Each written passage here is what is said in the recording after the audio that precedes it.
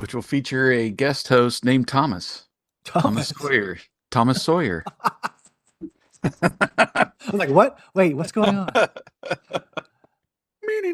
That's got to be this has to be one of the most recognizable intros to a song. I mean, when you hear it, you instantly recognize this song. Yeah. Yeah, it should really be more of a football song too, but Bam! probably is in Canada. It's a Canadian football song. All right. You ready? Yes. Not sure if I'm ready. All right, here we go.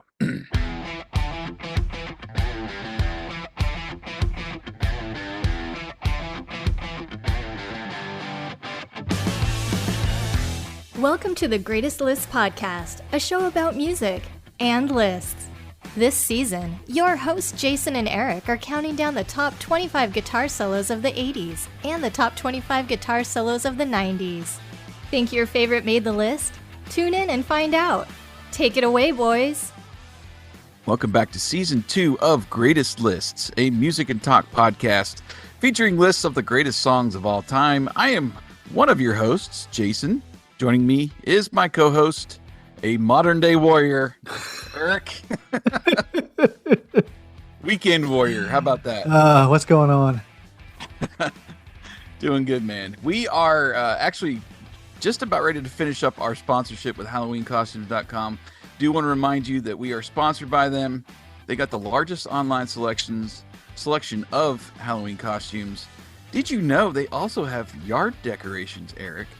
Do they really? So if you wanting, yeah, we're getting late in the game here, but if you still want to try to spook up your yard for the big night, I would suggest the 8-foot Michael Myers inflatable. Oh my gosh! In there. Are you serious? The perfect size to greet your trick or treaters. But maybe you want to talk. You want to be the talk of the neighborhood. Go with the 15-foot Michael Myers inflatable. Oh my gosh! Or, maybe you want your yard to be up for yard of the whole city. Then you go for the 25-foot inflatable Michael Myers for your yard. You're joking. No. Oh my gosh. You can find it there at HalloweenCostumes.com. And of course, you can save 15% off your entire order just by clicking our promo link in the show notes. But again, we are just days away from Halloween. You'll probably have to get it overnighted if you want to get it there for the big night. But I wish I'd known still they had available. Yard stuff. I would have bought my gravestones there. There you go. Man. All kinds of stuff there, man. So that is, you'll hear me one more time before we do it. We got one more episode coming up on Halloween Day. But I want to thank them again for sponsoring us during the spooky season. It's been really fun. Yep. And we are now continuing our Season 2 list of our top 25 guitar solos of the 80s. The opening track from the 1981 album Moving Pictures is our number 6 pick. It is Tom Sawyer by Rush. Behind the music. Our spotlight today is on guitarist Alex Lifeson. His surname Lifeson is actually a stage name, and I'm not even going to attempt to pronounce his Serbian surname. Oh, I didn't know that. Wow. Yeah, you'll have to go out and check it out on Wiki there. But he started on the viola at a young age and switched to guitar at age 12. His influence were Jimi Hendrix, Pete Townsend, Jeff Beck, Eric Clapton, and Jimmy Page, just to name a few. He told Vintage Guitar magazine in 2011 that Clapton's solos seemed a little easier and more approachable. I remember sitting at my record player and moving the needle back and forth to get the solo in Spoonful, but there was nothing I could do with Hendrix, unquote.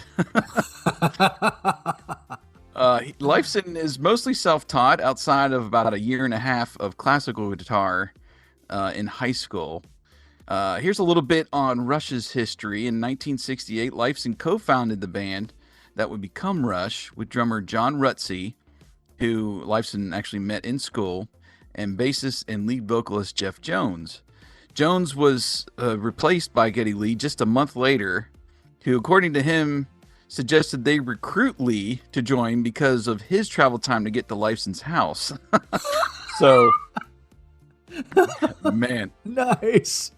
What if he regrets that? But Rutsey was also replaced by Neil Peart in 1974 after playing on Rush's first album due to health concerns. And of course, the lineup of Lifeson and Geddy Lee and Neil Peart is what we all know of. You know, that remained untouched until 2018 when they finally gave up playing.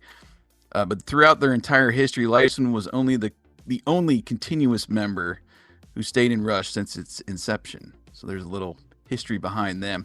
Nice. Lifeson released one solo album in 1996 called Victor, which his son and wife also contributed to the album. He's also been a part of the Canadian supergroup Big Dirty Band, which he created in 1999, mainly for the purpose of providing the original soundtrack material for Trailer Park Boys, which I've never seen that movie. So more recently, he was a part of another Canadian supergroup, Envy of None, which released one album so far in April of 2022. His main guitar through the years has been the Gibson ES-335, although he has used various other Gibsons, including the 12-string Gibson B45, which you can hear in Closer to the Heart. With Rush, he was inducted into the Rock and Roll Hall of Fame in 2013. I actually went over and watched the ceremony on YouTube. I had not seen it before. It was pretty fun. Dave Grohl and Taylor Hawkins were the inductors. Yes. And later performed just in those old white kimono stage costumes that they had from the 70s. It's a riot, man. If you guys have not seen that Rush, their whole ceremony going into the Hall of Fame, it's really fun.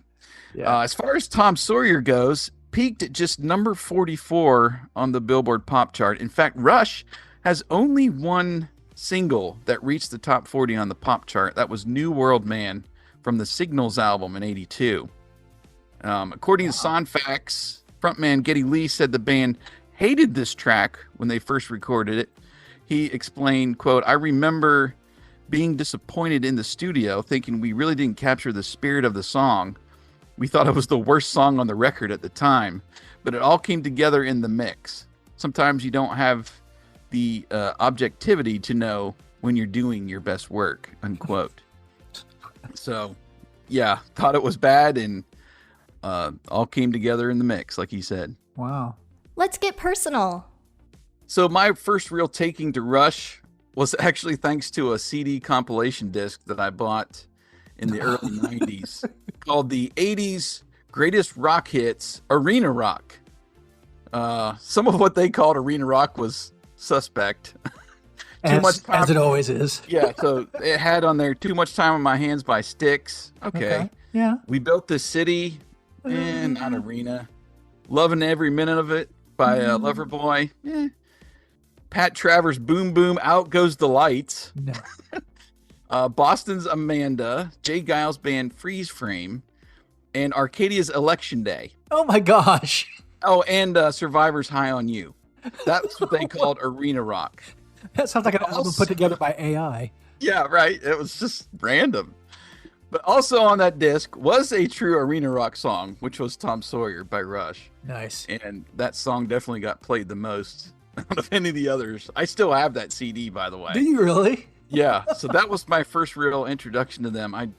I never caught on to them really at all in the 80s. Yeah. Maybe heard this song and some others, on the radio from time to time, but never really sought them out or anything. But they pretty much remained a radio band to me until about the early 2000s when I heard their hits in context with Moving Pictures and Permanent Waves and Signals. I went out and started listening to all those, and since then I've really appreciated their music and their legacy overall. Being on the road for like 40 years, over 40 years. Right. And their fans are just some of the most diehard, appreciative fans too. It's pretty crazy. Just even at that ceremony that I watched, how, they talk about the fans and everything. They just go nuts, man. Just nuts in the crowd. They're diehard. So what about you? What's your history with Rush? Was Rush cool when you were going through your metal phase? So, the bass player in our band in high school, of course, was a huge Rush fan. because of Geddy Lee. Sure. And I mean, literally, that's all he listened to. And whenever we would, try to think up new songs to learn, he was always proposing Rush songs, and we were always like, "No, we're not learning that song." He was just a huge Rush fan. He would try to, and I'd heard a couple songs from them, but I wasn't really a huge fan. I didn't listen to them at all, hardly, except for they had, I think at the time, maybe 2 videos on TV. And he made me a Rush like greatest hits mixtape because he really wanted me to listen to them. I just couldn't do it. I don't know why. Looking back, I'm like, I was an idiot. I mean, they're such a good band. Yeah. If you ask my wife, it's because of Geddy Lee's voice. She can't stand Rush, and when I'm listening to him in the car for on a road trip or something, and a Rush song comes on, she's like, "Can you please turn this?" Yeah, I don't know why I didn't like them. I think it's just because you had to think too much about some of their lyrics. I mean, they're a thinking man's band at times. Oh sure. And I wasn't about that life. I was about simplicity. Yeah. I'm a simple man. Come on. Yeah. So I never really got into them. I would listen to them when if he was driving and he was playing his car, or he would ask me to listen to this or that. Mm-hmm. But I just never became like a huge Rush fan. And to this day, there's still I can listen to their big hits, the big songs that they have that everybody knows. But I don't think I've ever sat down and listened to an entire Rush album. Wow. Start to finish. Okay. I mean, it's a lot of concept stuff too. It is, which again makes no sense to me because I'm a huge concept album guy. Like if you watched any of my videos this summer, I talked about all the concept albums I listened to on that list this summer. And again, I don't know why I didn't add a Rush album to that list this summer. I guess it's just PTSD from being in high school with my buddy and the bass player. Yeah. But I literally don't think I've ever listened to a Rush album all the way through, including Moving Pictures, which I agree is a travesty. But at the same time, I haven't fixed the problem. So apparently it isn't that big of a travesty. But yeah, I just have never been I'm just a greatest hits guy with Rush. Okay. But at the same time, I appreciate every person in that band because they're just immensely talented individuals. And I just have never rectified that issue. Well, your next, 100 albums in 100 days, you've got to put like 2112 on there. I think that was. Yeah, I think that fits your time frame. I think it was 75 or 76, maybe. Yeah. And Moving Pictures is basically one side of singles, and the other side is concept. So it's a little bit of both of what they do, in my opinion. Yeah. Definitely got to rectify that, though. Mm-hmm. The breakdown. All right, so I love the whole bridge section of this song. It's probably why I chose this solo in its context. First, you get that keyboard and synth setup. Yes. Playing that pattern, and right towards the end of that pattern, Alex plays along with it right before his solo, and then Geddy switches from the keyboards to his bass guitar while Alex is doing the solo. And he does this real big whammy right at the beginning of the solo, which is great. Yeah. All his note bends and phrasing is just, I love it. I can sing along to it in my head, but he still has several fast runs, like you would say, through the song. And then out of the solo, you get those 4 amazing drum fills by Neil right before you get back into the verse. So that whole just middle section of this song is just so iconic to me. Right. There's definitely some what I would call production work in the album version outside of what the 3 guys can do. But if you watch them live, Geddy Lee can somehow pull off all the synth and still jump right back on his bass without missing a beat. It's true. It's so amazing what three people can do. And this is, again, we were getting in the rhythm guitar mode. We were talking about a lot of rhythm guitarists.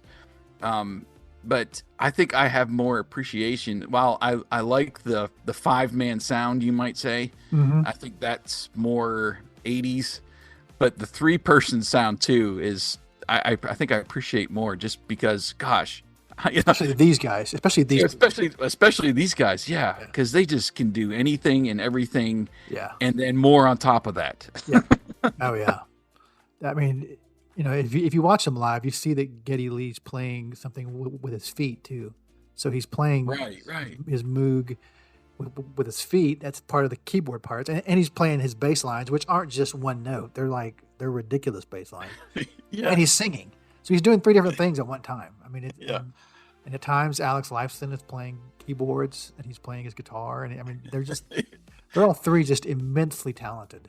There's that commercial that's going around now with Travis Kelce where he's like, I want 2 things at once. Well, how about 12 things at once? How about that?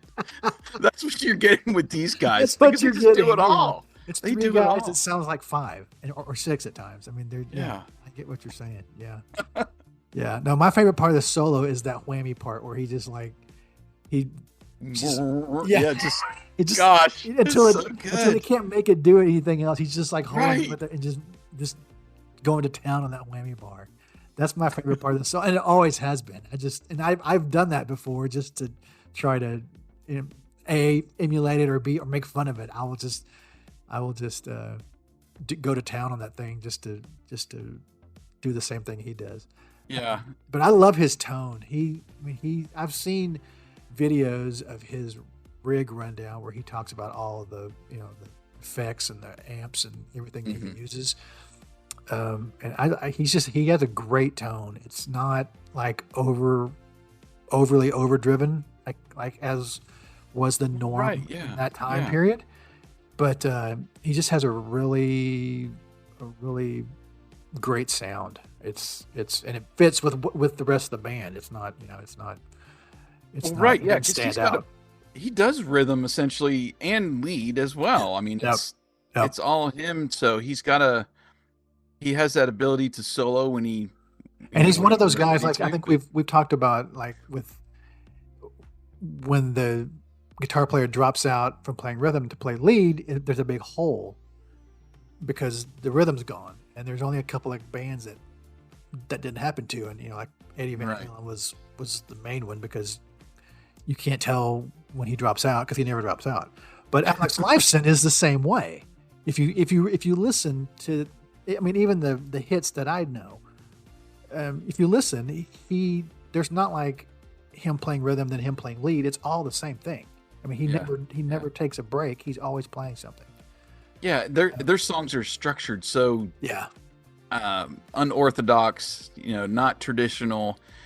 Even this song, and they're known for doing that, where you have like perfect 8 timing, and then you go to like 7/8. Yeah, in that they change time signatures all the time. Yeah, and it's just the way that they build songs is not a traditional way. So you got to kind of turn your brain off to what you and quite often you think you're listening to. When Alex moves to play a solo type of part, Geddy Lee picks up the rhythm part on his bass. I mean, so there's never anything falling out or dropping off. They just pick up for one another. And that's the crazy part of them being a 3-piece is that even Neil Peart, he would tune his drums to the key of the song. I mean, that's just ridiculous. Insane. Yeah. Well, when you got about 60 drums surrounding you, you have that luxury to tune a few to where you need to for certain songs. To a certain key. Yeah. Yeah. Just incredible, these guys. Yeah. But, all right. Well, so the number 6 solo in our top 25 guitar solos of the 80s is from Alex Lifeson and Tom Sawyer. Some bonus songs for this episode. If you haven't listened to Moving Pictures, I'd say yes, you need to seek it out this week. But I decided to play basically side A as my bonus songs. So oh my gosh, did you really? Yeah, so the album leads off with Tom Sawyer. Yeah. And then you get Red Barchetta, Yeah. which is the song about basically driving through the countryside. Yeah. Really love the feel of the song. It builds, so you kind of, it fades up into the song after you fade out from Tom Sawyer, and it just kind of increases. It builds as you're going along, and then Alex screeches into the solo. It's so cool. It's not terribly long, but there's a crazy effect too on his guitar. It's different from like when you listen to Tom Sawyer, Limelight on the album, but love it. Next up on the album is the instrumental YYZ. Have you heard this before? Yes, that I have heard that, yeah. It just showcases the talents of all three of them. Yes. I love the glass breaking effect during the solo. And his solo, I don't know, when I'm hearing his solo and the everybody playing, it has this almost like Indian vibe. Not like Native American. I mean like from India. Like Eastern. It has that Eastern vibe to it, which is really cool. And the synth work is great right after the solo. It's also a very fun song to play on Guitar Hero. I remember that being one. I remember that being one when I was playing Guitar Hero in the during my lunch break at work. Yeah, that was definitely one of them. And then the final song on the front side, it's probably my favorite Rush song of all time, which is Limelight. I almost chose it for the list, but I don't know. I just like that whole bridge section better in Tom Sawyer. But I love Limelight. It's got that iconic riff. I love the synthesizer in the background at certain points. You can hear it during the solo too. And that's what I like about, this kind of era Rush with the synth. It doesn't, you get the patterns and you get the presence of the synth, and sometimes it just kind of is in the background, so it doesn't always overpower songs, as well. But I like the synth on this one, and I can just sing along with that entire solo. It's so good. So good. I love Limelight. So we're going to play the first side of Moving Pictures. First side of Moving Pictures. Yeah, in this episode, beginning with Tom Sawyer and ending with Limelight.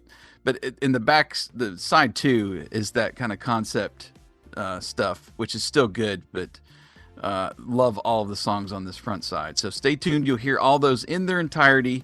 If you've got Spotify Premium, if you got the free version, you'll hear a little bit of it, but otherwise just either search it out in your favorite listening app, or we always provide you with the song whip links in the show notes to go click over and listen to the tracks.